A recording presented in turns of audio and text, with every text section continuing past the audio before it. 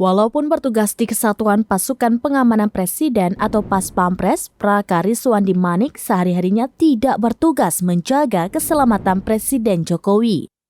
Pernyataan itu disampaikan oleh Komandan Paspampres Majen TNI Rafael Granada Bay.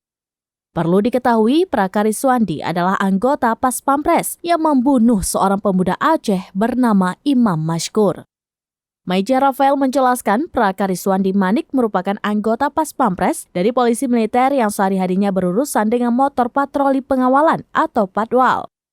Rafael juga menegaskan proses hukum akan dilakukan sesuai ketentuan hukum yang berlaku apabila anggota Paspampres tersebut terbukti melakukan tindak pidana. Lalu, apa motif Tamtama TNI Angkatan Darat ini menganiaya hingga menyebabkan kematian korbannya?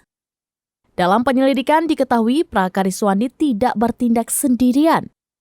Kini polisi militer Kodam Jaya telah mengamankan 3 oknum tentara yang diduga menculik dan menganiaya warga Aceh Imam Mashkur berusia 25 tahun hingga tewas.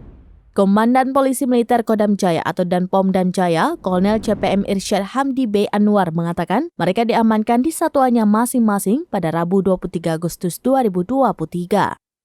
3 oknum itu berinisial Prakariswandi, Praka HS, dan Praka J. Jika Riswandi merupakan petugas Batalion Pengawal Protokoler Kenegaraan Paspampres, Praka HS adalah anggota Direktorat Topografi TNI Angkatan Darat, dan Praka J merupakan anggota TNI di Kodam Iskandar Muda. Identitas 3 terduga pelaku diketahui setelah penyidik melacak telepon seluler milik korban yang dijual Praka RM.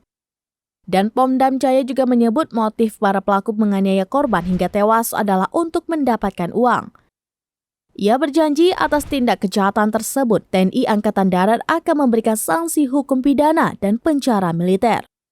Kasus ini sendiri akhirnya viral dan mendapat sorotan pimpinan tertinggi TNI, yakni Panglima TNI Laksamana Yudo Margono.